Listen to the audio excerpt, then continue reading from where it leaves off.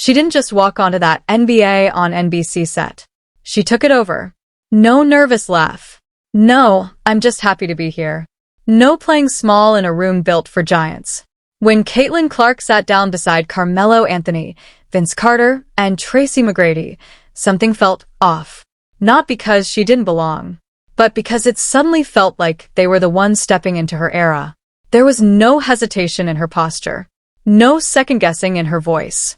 The cameras weren't introducing her to the audience. She was introducing a new reality to the sport. And the moment she leaned forward and started speaking, you could feel it shift. This wasn't a media appearance. This was a declaration. At first, it looked light, casual, even fun. She smiled, told stories, laughed about moments off the court. And then she dropped that now viral story, the one that broke the internet days before. The night she showed up at an Indiana Pacers game. Not courtside, not in designer fits, not as a celebrity, but crouched on the baseline, holding a Sony camera like she had something to prove. Think about that for a second. The most talked about player in the WNBA, the face of a new generation, was on her off day trying to capture the perfect shot like a hungry rookie photographer. No spotlight, no announcement, no PR stunt, just obsession. She talked about the lens like it was a prized possession, called it her Big Daddy lens with zero self-consciousness. And then came the moment that made the entire panel lose control. Her target? LeBron James. No hesitation when she said it. That's my GOAT. Flat. Direct. No debate. And then came the twist nobody expected. She said she tried to lock eyes with him. Tried to create one of those full-circle moments, the kid who grew up watching him, now sharing the same space. She swore they made eye contact. So she lowered the camera, smiled, waited for that acknowledgement. And LeBron? Blank face. Turned away. Like she didn't exist. The entire desk exploded laughing. But here's what made that moment dangerous. She didn't flinch. No embarrassment. No backtracking. No, maybe I imagined it. She owned it. I'm like, underrated parts of my game. He didn't even see me. And she laughed with them. That right there? That's where people got it wrong. They thought it was just a funny story. It wasn't. It was a glimpse into something much bigger. Because while everyone else saw a missed moment, Caitlin Clark saw something else. She saw distance. The gap between where she was and where she was going. And she wasn't intimidated by it. She was measuring it. And that's when the tone of the entire segment changed. You could feel it. The laughter faded. The energy shifted. Because suddenly, she wasn't just telling stories anymore. She was sending a message. Sitting between legends, she didn't shrink. She engaged. They brought up comparisons, narratives, old takes, including that subtle, almost dismissive comparison to another role player that had stirred quiet debate weeks earlier. Everyone leaned in, waiting. Would she take the bait? Would she fire back? Would she turn it into a headline? She didn't. She smiled, acknowledged it, and then, without raising her voice, without changing her tone, she made something crystal clear. She knows exactly who she is. And more importantly, she knows exactly who she's becoming. Then came the part that most people missed. The part that didn't go viral. The part that didn't get clipped and blasted across social media. But the part that hit the hardest in that room. They started talking real basketball. Not highlights. Not narratives. Basketball. And when Nikola Jokic came up, something changed. She didn't give a surface-level take. She broke it down. Precision. Timing. Vision. She talked about how you can double him and still lose. How he controls the game without scoring. How he dismantles defenses by making other players better. And suddenly, the legends weren't talking. They were listening. Carmelo nodded. T-Mac leaned in. Vince watched closely. Because this wasn't a young star trying to sound smart. This was someone who sees the game the way they do. Maybe even the way the next era will. And then came the real twist. The one nobody on that desk said out loud. But everyone felt. Because while the conversation stayed on basketball, what she was really talking about was power. Control. Evolution. Behind the scenes, the WNBA Players Association had been locked in tense negotiations. Deals stalling, progress slowing, veterans protecting what they had built. And into that moment stepped Caitlin Clark. Not loudly, not politically, but strategically. She didn't need to sit in boardrooms.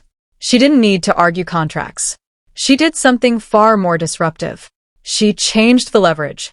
Every sold-out arena, every record-breaking viewership number, every viral clip, every packed road game. That wasn't just hype. That was pressure. And here's the part that flips everything. While some players were negotiating from the inside, Caitlin Clark was rewriting the entire system from the outside. Without saying it directly, she forced the question nobody wanted to ask. Are you building around the past? Or are you preparing for what's coming?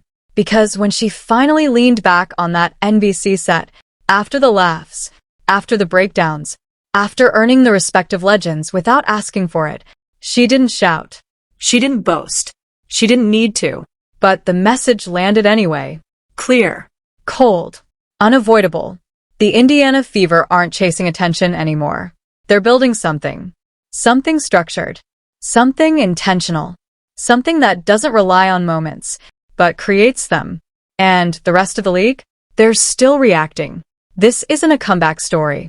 This isn't hype. This is a shift. A takeover that doesn't announce itself with noise, but with inevitability.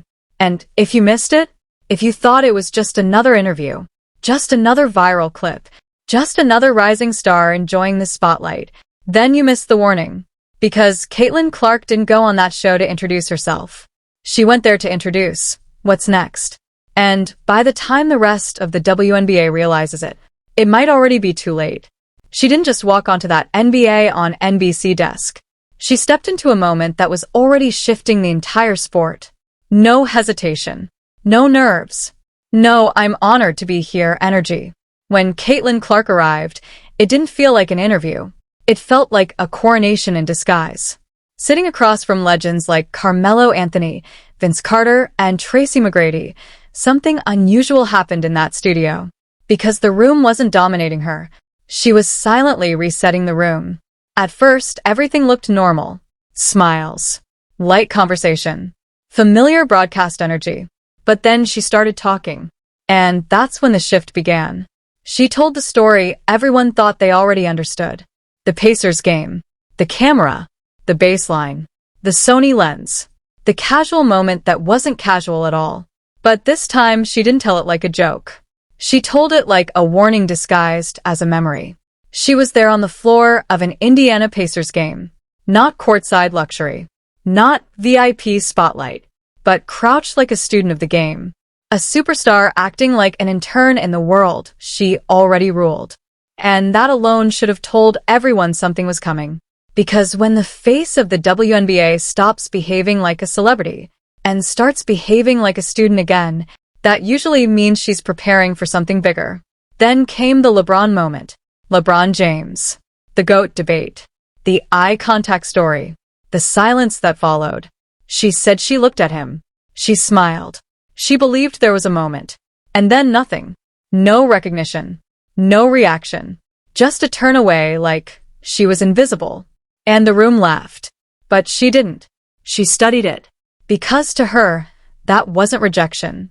That was measurement. That was distance. That was motivation. But the real explosion wasn't the story. It was the tone. Because while everyone expected humility, she delivered clarity. Cold. Calm.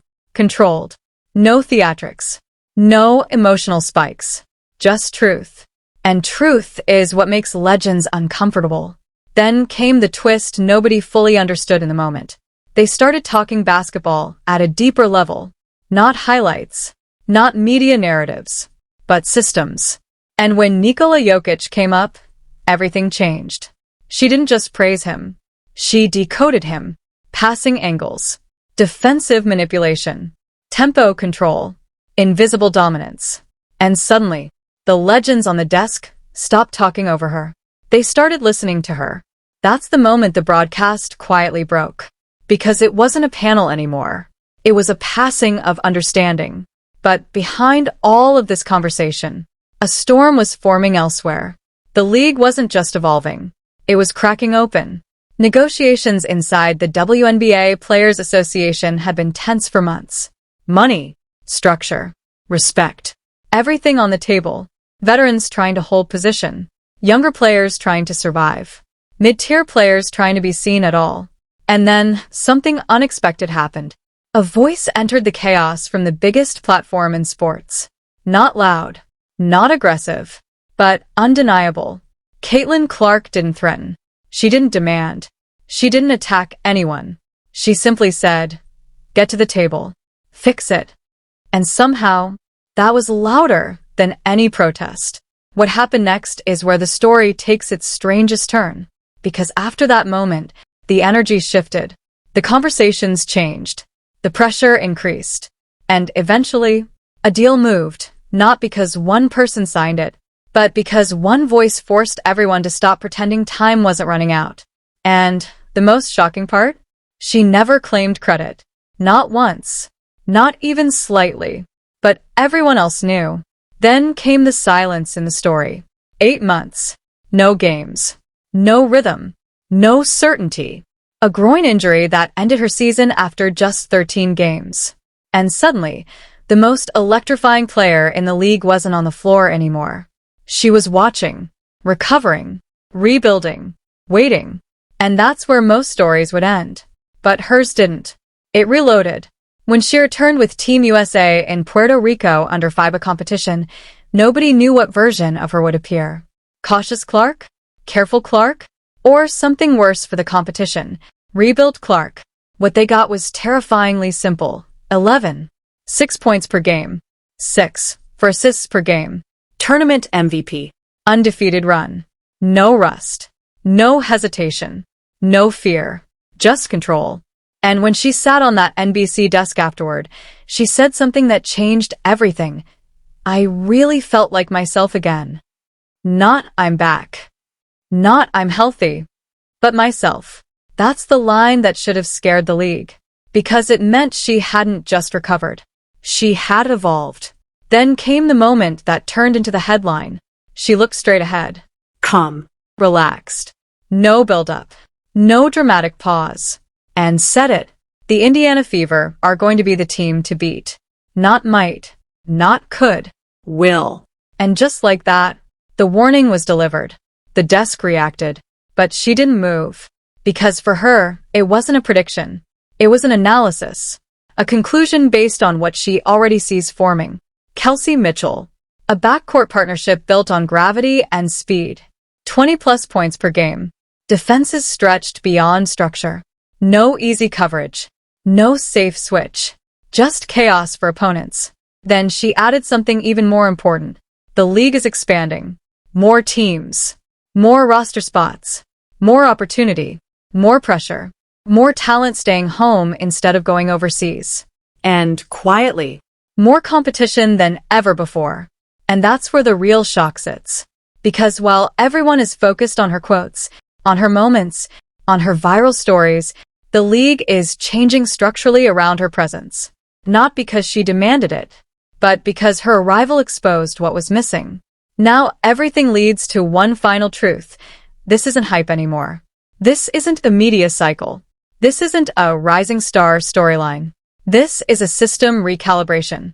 And if she's right, if the Indiana Fever truly become what she sees already forming, then every team in the league isn't just preparing for a season.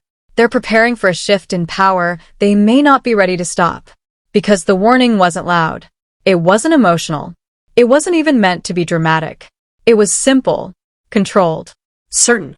And that's what makes it dangerous. Because when someone like Caitlin Clark speaks like that, it doesn't sound like confidence.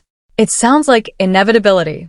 And now the league has one question left hanging in the air, not whether she meant it, not whether she believes it, but whether anyone can stop what she already sees coming. Because if she's right, then the storm isn't coming. It's already here. If part 1 was the warning, then part 2 is the aftermath nobody in the league is fully prepared for. Because the moment Caitlin Clark finished that NBC segment on the NBA on NBC desk, something subtle but irreversible happened across the entire WNBA. It wasn't a headline. It wasn't a controversy. It wasn't even immediate reaction. It was something worse for the competition. It was alignment. Front offices started rewatching the clip. Coaches slowed it down frame by frame. Players watched it in locker rooms without speaking. And analysts noticed something strange. Nobody was laughing anymore. Because they realized something important. She wasn't speaking like a rising star. She was speaking like someone who already sees the end of the story. And then the first twist hit. It didn't come from her. It came from the league itself. Reports started circulating that internal discussions inside the WNBA Players Association had accelerated immediately after her national television appearance.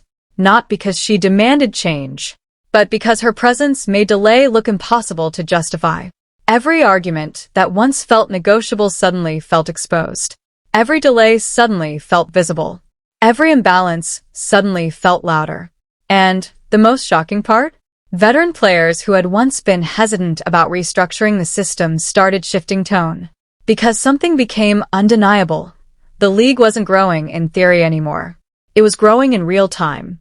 And growth changes leverage. But while the business side was reacting, the basketball side was preparing for impact. And nowhere was that more visible than in Indiana. The Indiana Fever weren't just practicing anymore. They were building something. Systematically. Deliberately. Like a franchise that already knows the future is watching. And at the center of it all was one partnership everyone keeps underestimating. Kelsey Mitchell and Caitlin Clark. On paper, it looks like scoring plus playmaking. But in reality, it's something far more dangerous. It's dual gravity. If you trap Clark, Mitchell destroys you. If you overhelp on Mitchell, Clark sees everything. If you try to switch both, you survive 5 seconds before breakdown. The coaches across the league quietly started admitting something they didn't want to say publicly. There is no clean defensive answer anymore. Only damage control. But here's where the story takes another turn. Because while everyone is focused on offense, Clark is thinking structurally. She's not just playing basketball. She's studying ecosystems, spacing, timing, recovery speed, defensive rotation fatigue. The small details that decide playoff series when stars cancel each other out. And that's what separates hype from inevitability. Then came the second twist. The injury narrative. 8 months.